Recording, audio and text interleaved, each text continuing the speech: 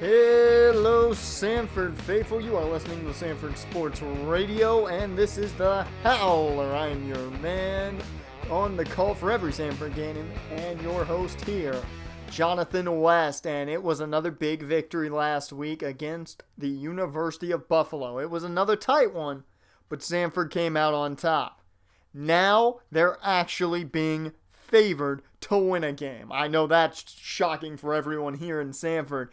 It shocked the hell out of me here learning about it. And against a team like Central Michigan, who arguably is a much better team on paper. They have a prime quarterback in Cooper Rush, who is looked as a possible pro in the NFL. He's looked at a pretty solid player. And to look at this team in Sanford and say, you know what, they have a shot.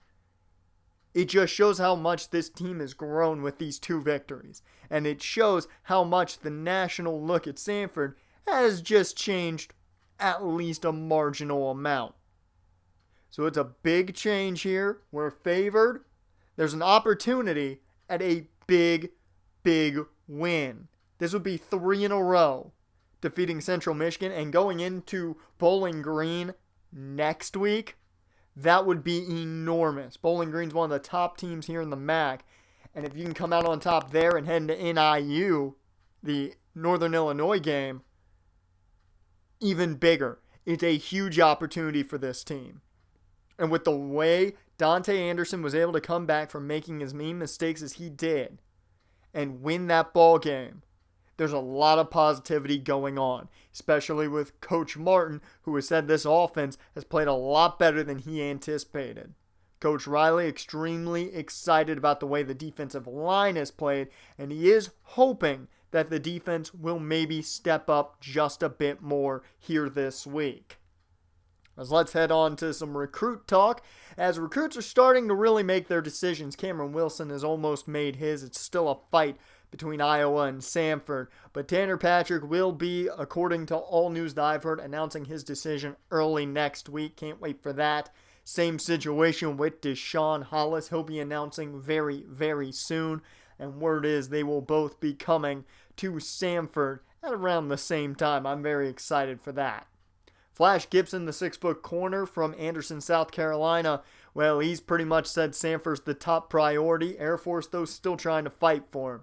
And Pat Riley, well, he's pretty much come here. From all I've heard from Coach Mark Riley, he has stated he's very excited to see his younger brother if he's able to stay here.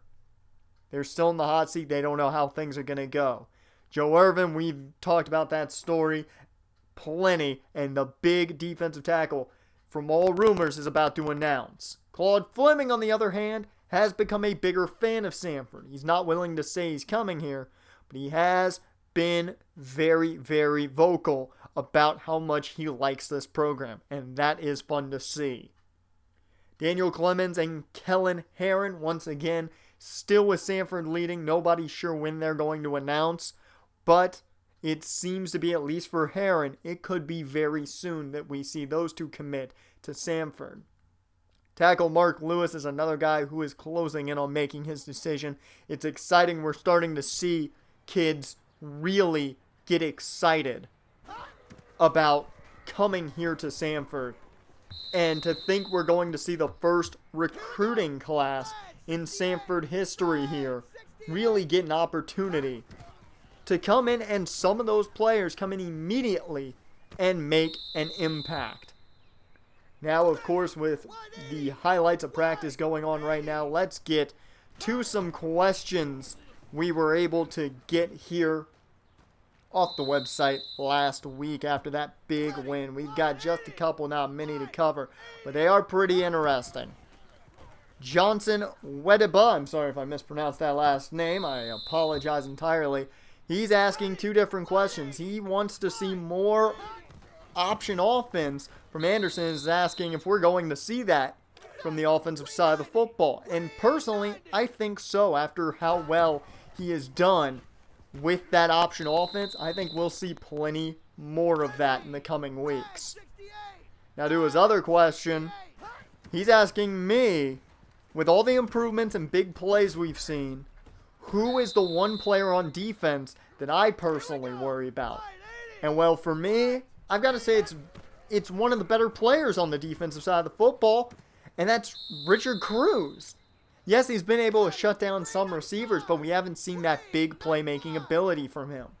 And until we're able to see him make those interceptions and see those big plays that he's able to make, I don't think he's really going to find that potential that he has locked inside.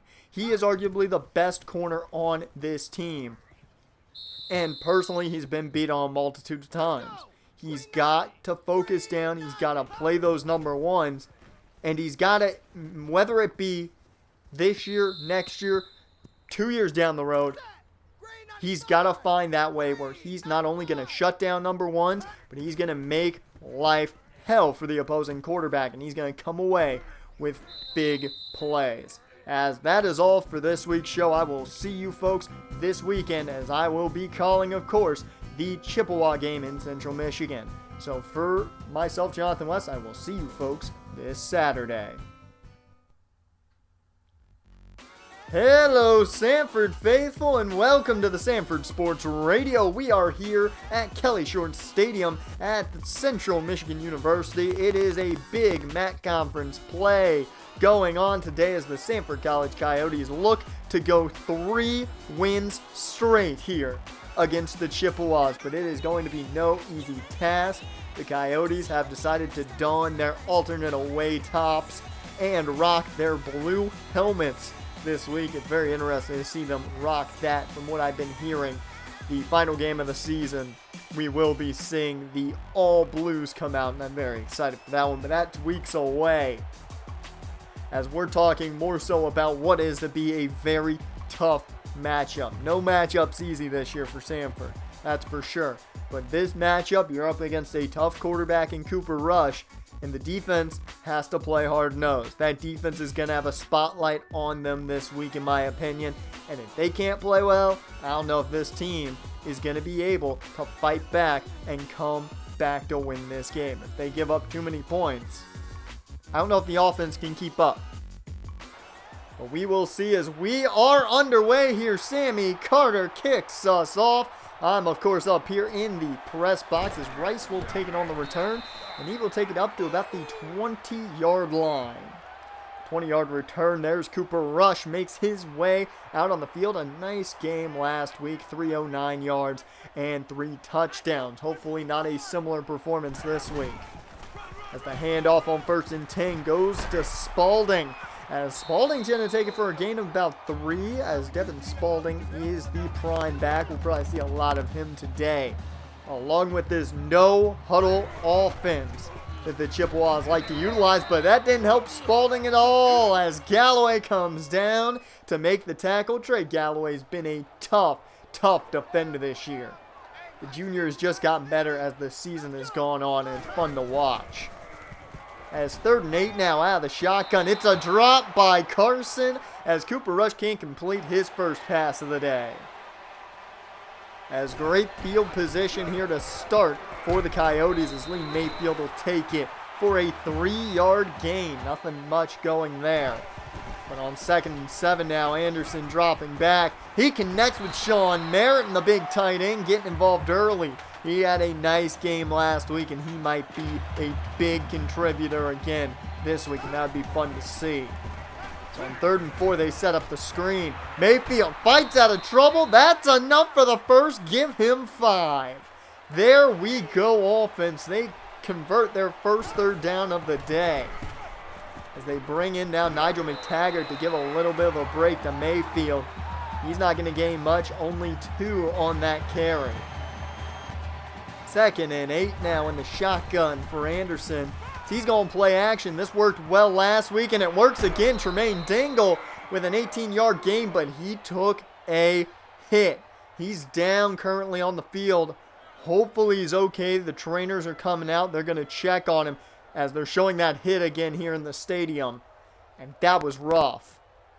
He's up on his feet, luckily, and he's now on the sidelines. He should be okay from the sounds of things. It sounds like he's going to be out for a little bit of time. should be able to return. As a 14-yard run there from Dante Anderson.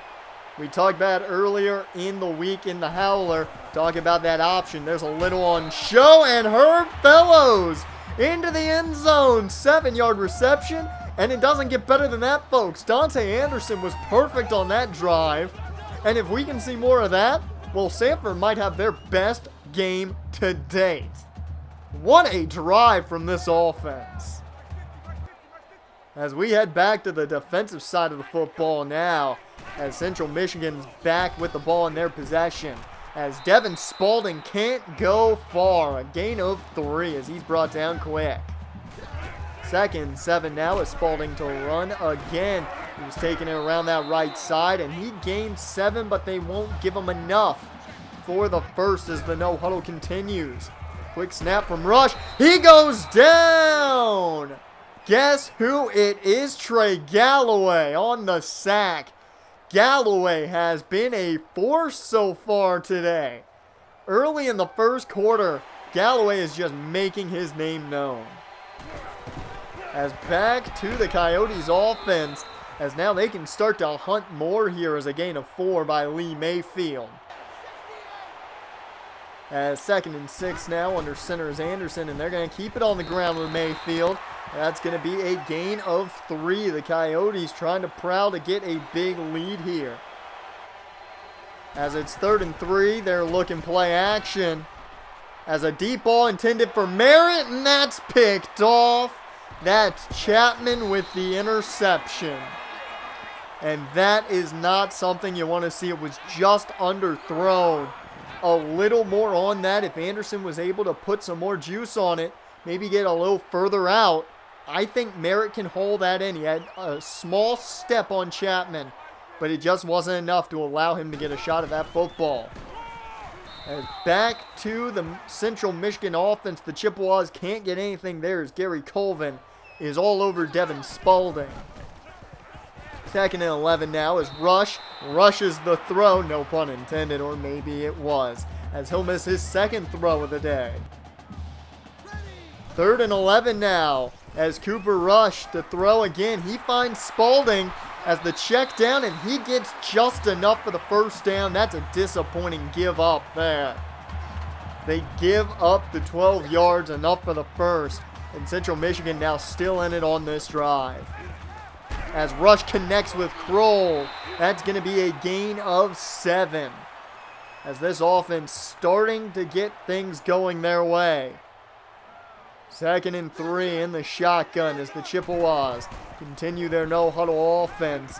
And Rush connects with Jesse Kroll for the 2nd time. That's a 7-yard gain again, and that'll be enough for the first as the Central Michigan Chippewas have entered the red zone. Rush rushes another throw as Chris Wood was in the vicinity, just not close enough to make a play. 2nd and 10 now. Shotgun for Rush. He's looking to make something happen as the pressure couldn't get there. And Chapman with a 6-yard gain. And no, that's not the same Chapman that played on the defense. 3rd and 4 now. Rush connects with Chapman again. As 7 yards this time. He's picked up 13 total now on 2 consecutive catches. As it's now 1st and goal from the 5. Chippewas look to throw. Rush connects with Willis, and he goes down, though. A gain of 4. He's closing in more, though, and that is not a good sign. This defense has to shore up. 2nd and goal. It's a throw by Rush. Looks to the end zone, the back of the end zone to be precise, and that's Mark Chapman. He gains 3 receptions in just a short amount of yardage, and that is a touchdown tying this ball game up. That's a tough one to give up, in my opinion. This defense was playing tough, and they just couldn't get any pressure inside. As we now head back to the offense of the Coyotes, and it'll be the last play of the first quarter here as it's a 4-yard gain to Sean Merritt. And that will call a quits to the first. It's a tough game going, 7-7 all. And you are listening to the Sanford Sports Radio. We'll be back with the second quarter of play after this. Welcome back, everyone, to the Sanford Sports Radio. It's the start of the second quarter. I am, of course, Jonathan West, your man on the call, as that was Lee Mayfield with a 9-yard gain and enough for the first. As it's 7-7 all, Sanford against the Central Michigan Chippewas, and a no gain there for Mayfield as he can't find any room as Nathan Ricketts comes down. 2nd and 10 is Anderson going play action. Last time they did this, it didn't work, and it doesn't this time as down goes Anderson. A loss of 11 on the sack by Kelby Latta. 3rd and 21. This is a tough first down to get, as Fellows can't even get his hands on it. Maybe he needs to wear some gloves. He's an old school style receiver without those gloves, but maybe he needs them. Wouldn't have been a first down, but they had to punt anyways as Chapman gets a 1-yard reception there from Rush. He's been a prime target now as of late.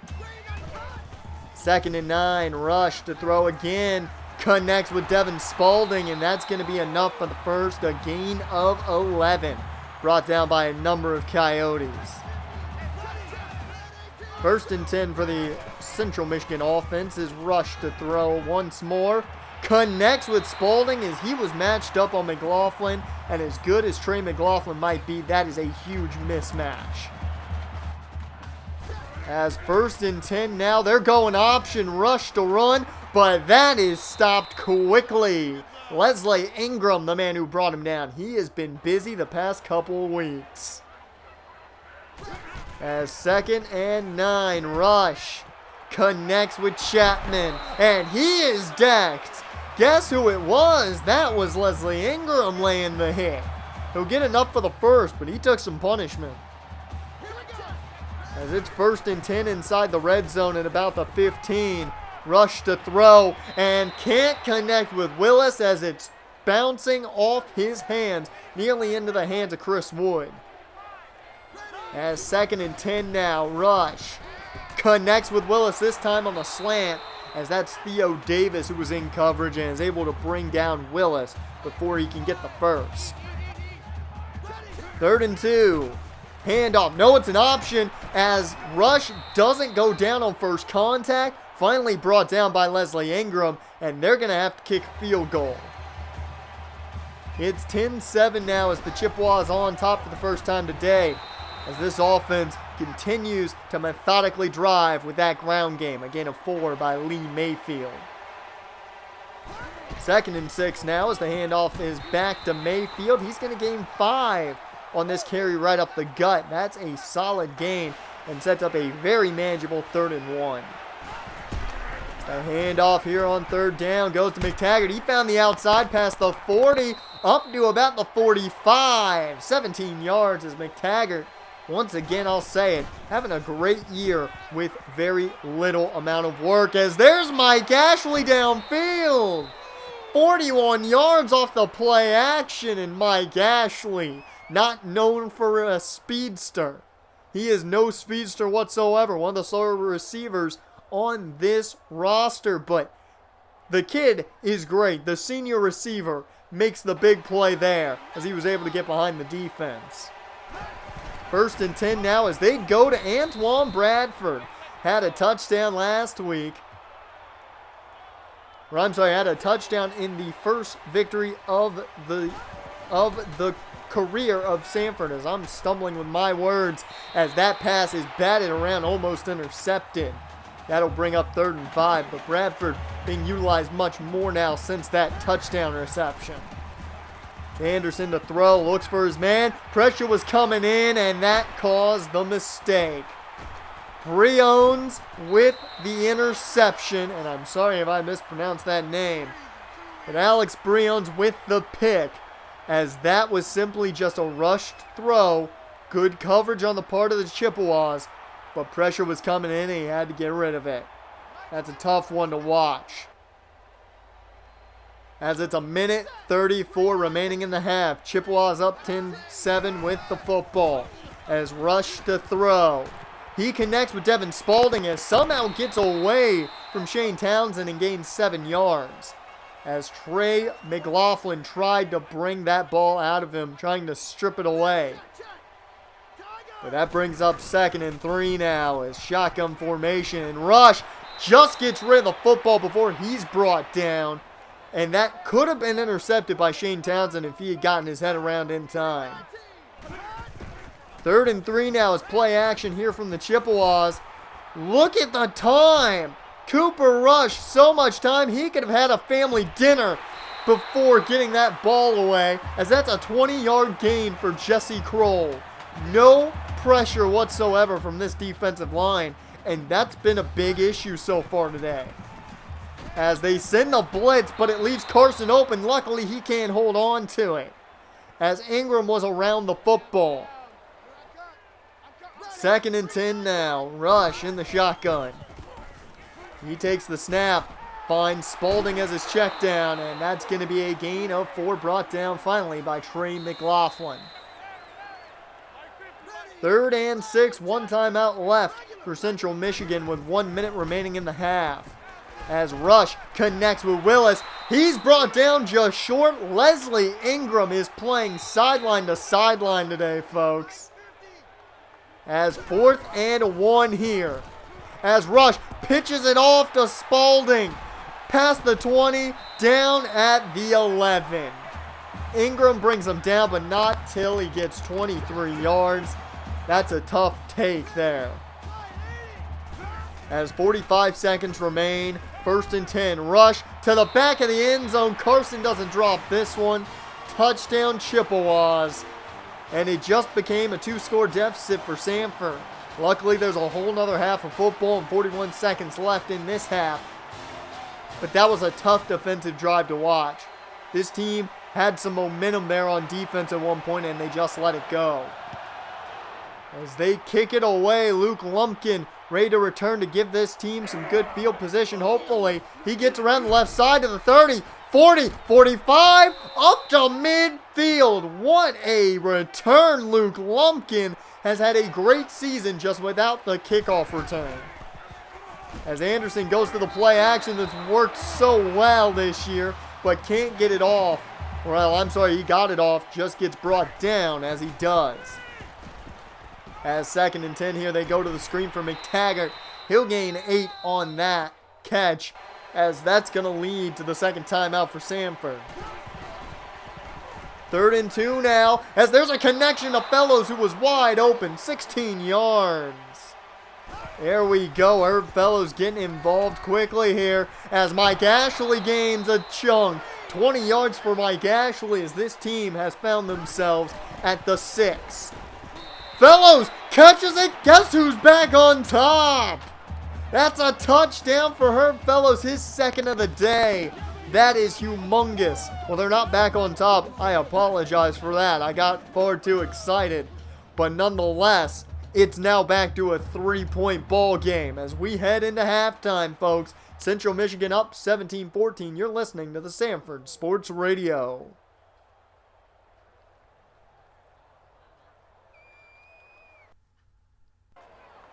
Welcome back to the Sanford Sports Radio as it's Sanford versus Central Michigan, and we are kicking off here for the 2nd half to begin as Lewis McMahon, he finds space, a man falls, 40, 30, 20, no one's gonna catch him, touchdown Sanford. Now look back, I'm sorry, I'm too excited, now look back, who's on top? Lewis McMahon with the first kickoff return in school history. Congratulations, kid, 94 yards, and Sanford takes back their lead. That is how you start a 2nd half.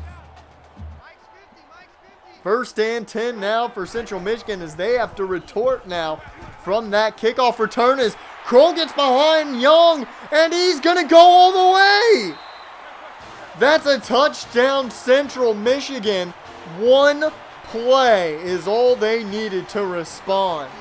Well, that kind of kills the hype of the kickoff return as we head back to the Coyotes offense as Lee Mayfield can't gain anything there on that run. A number of Chippewas there. 2nd and 10 now as the handoff goes to Mayfield, and he is bottled up immediately. Able to pull out what they're calling about a half to 1 yard. Nonetheless, still no room to run. 3rd and 10, and they're going to go play action. Anderson goes deep. That's Herb Fellows near midfield down at the 49. That is what I'm talking about. Fellows getting involved in this passing game a lot today, and it's good to see. As McTaggart trying to find room, he finds at least enough to get into Chippewas territory, as that's going to be a gain of 4. 2nd and 6 in this 3-point ball game as the handoff goes to Mayfield. And he fights. He's going to get just enough for the first. I mean, that ball barely broke that marker. That's going to be a new set of downs, though, for Sanford, as I can hear the Sanford section going a little bit crazy here. As McTaggart gets a gain of 1 on the new set of downs, but that's not going to be a lot to go off of here, as he's in this ball game, giving a lot of rest to Lee Mayfield as he was a little bit shaken up. That's going to be a loss of 3 here. Going to set up now a 3rd and 12. There in the empty set is Anderson. And he wanted Sean Merritt, but that is taken away by Perry. Anderson tried to make the tackle. Luckily, it forced Perry to go out of bounds. The 3rd interception of the day goes to Jeff Perry. And it was just, he was too close to Merritt. Merritt didn't have a lot of separation. Perry was in front of him the entire time. A poor throw on the part of Anderson, but good coverage on the part of the Chippewas. As Rush to throw here on 1st down. He's going to gain 2 to Anthony Rice, as they are already in great field position. 2nd and 8 now. Under center is Cooper Rush as they continue to run this no huddle. You could call it a rush offense, as a gain of 3, and I've made plenty of those rush puns today. I'm sorry for those that are disliking that. 3rd and 5, shotgun formation. As Rush putting the tight end out wide, and he connects with Carson. As that's going to be a gain of 15 for Jonathan Carson. He's already got a touchdown on the day. As 1st and goal now at the 9-yard line. Rush takes it on the option, but he goes down, losing 4. That's Shane Townsend. Won't be a sack, but that's a great tackle. 2nd and goal now. Rush goes down again. They wanted another option. This time Luke Lumpkin sniffs it out. Another loss of 4. The defense fighting here in the red zone. 3rd and goal now. Rush to the end zone. Should have been picked, as it's off the hands of Stephen Young. He just couldn't pull it in. Central Michigan settles for another field goal, as it's 27-21 here. As Herb Fellows can't catch the football there. That was a surefire 1st down and a big play. But a drop from Fellows. That's been an issue this season. Fellows has dropped a lot more passes than the coaching staff would like. As a gain of 7 there by Mayfield on the 2nd and 10. 3rd and 3 now, as Nigel McTaggart is in the ballgame, but they'll go play action. Anderson can't find a man. He throws it away, trying not to take the sack, as that's going to lead to another Sanford punt. 1st and 10 here is Rush hands off to Spalding, as Central Michigan is feeling the momentum. You can tell every time they're on the field on offense. A gain of 9 from Spalding on that last carry, as they go back to the option. Rush gets taken down before he can gain anything this time. A loss of 2, as Dante McPherson gets his name called now here. 3rd and 3. Rush almost brought down for a sack, but he was able to throw that one away in time, as that will bring up a Central Michigan punt. Now this defense may have just got a bit of momentum for the offense. Anderson hooks up with Fellows underneath of the defense. That's going to be a gain of 7. That's a solid start to this drive. And that will take us to the end of the 3rd quarter, as Central Michigan is up 27-21. You're listening to the Sanford Sports Radio.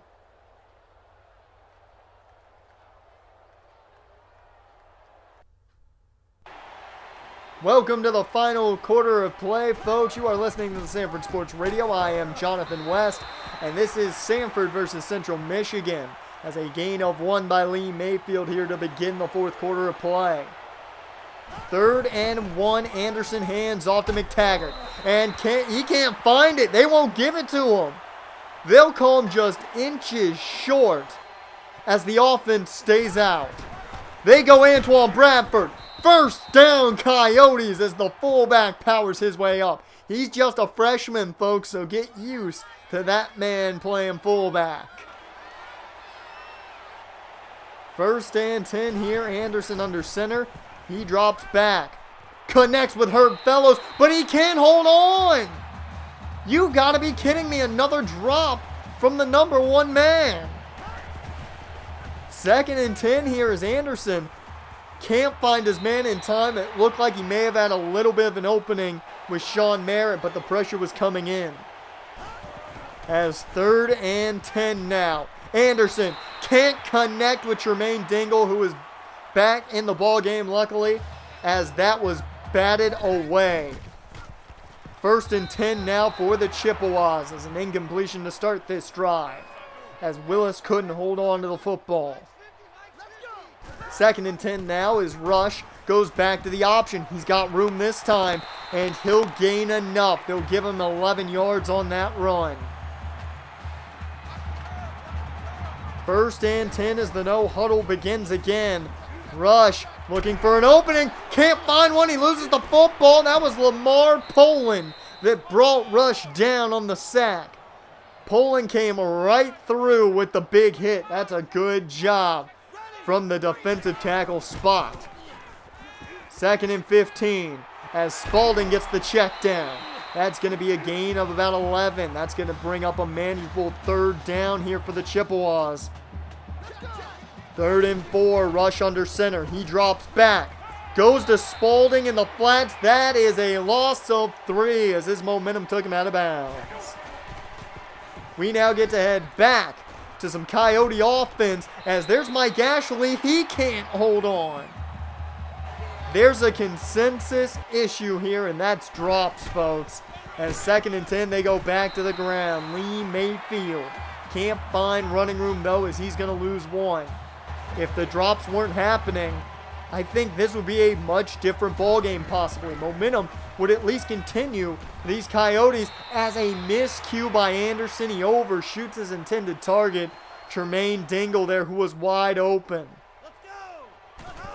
1st and 10 now for Rush, as neither team able to really find a lot of momentum, but Jesse Kroll fights McLaughlin for 15 yards and a new set of downs as he's over 100 on the day.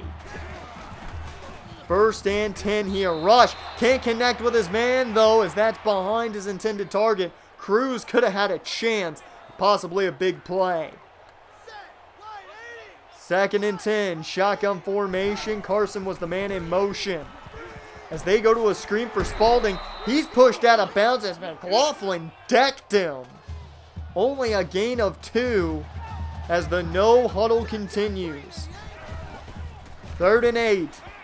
Rush connects with Chapman, and that's going to be 12 yards, enough for a new set of downs. Richard Cruz, the man who brought him down. 1st and 10 is Spalding. Takes the handoff. He's going to gain 6. As that's a number of defenders, one of which being Tremaine Dodd, who got the tackle. 2nd and 4 is almost jumping on the defensive line of the Coyotes, as the Chippewas were taking their time trying to get him to jump, but no go there. Good coverage by the secondary. That is a no-gain throwaway. 3rd and 4 here. Rush throws it to the flats for Bakke. As Bakke's got room, touchdown Chippewas. You have got to be kidding. As they somehow are able to get back in the end zone with a pass to the flats. They're going for 2 here, and Spalding gets some nice blocking. It's officially a 14-point ball game, folks, 35-21. We are back onto the offense of Sanford, as trying for the big play was Anderson, but Chapman gets right in front of that football. That's an interception, the 4th of the day, the 2nd for Winslow Chapman. It's tough. It's tough to say that the confidence has gone down for this team. I do believe they still believe they can win this ball game. It's just tough on them right now. It's a 2-possession game, a 10-yard run there by Cooper Rush. But they have to make something happen now. Very, very badly. As the handoff goes to Spalding, he's going to gain 5 there. Fault Tremaine Dodd to get there. As now the Chippewas set up in an I formation here, taking all the time they can off the clock. As Spalding with another carry, as that's going to be a gain of 3. Coach Wolf seemingly keeping his timeouts for when they're on offense. As there is a flag on the field, and this seems like it might be indeed a false start on the Chippewas. That'll bring them back for 3rd and 7 now.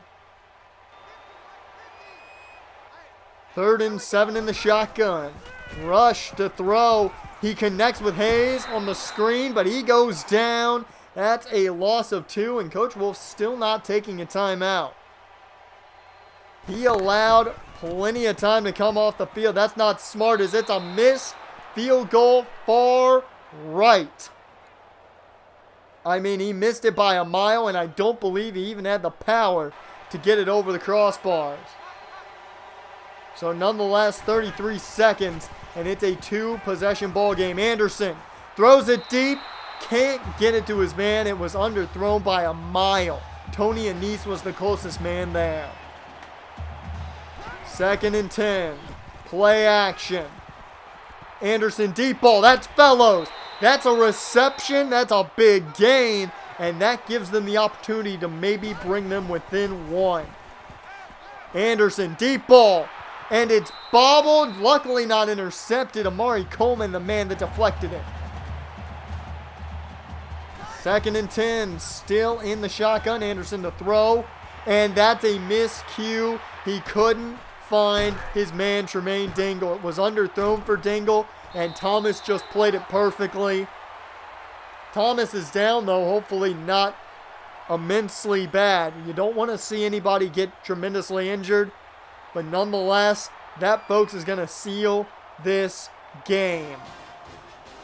It's a tough loss to take, but one positive, and this is a huge one to look at. They threw 5 interceptions and only lost by 2 scores. This team has become more competitive. Dante Anderson, even with the mistakes he made, has brought something to this team.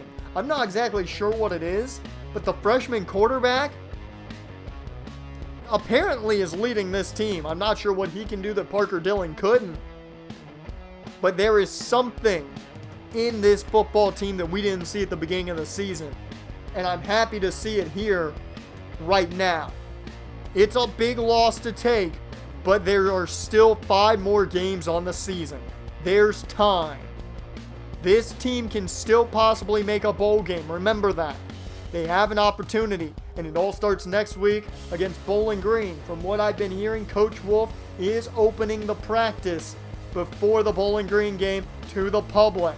So we'll be seeing that at the start of the week, and I hopefully will see you folks there, as it's bound to be an interesting week following a loss for the first time in a couple weeks. How do they fight back, and can they beat Bowling Green next week? We'll talk more about that on the live edition of the Howler this week. I've been Jonathan West. You've been listening to the Sanford Sports Radio, and we will see you next week.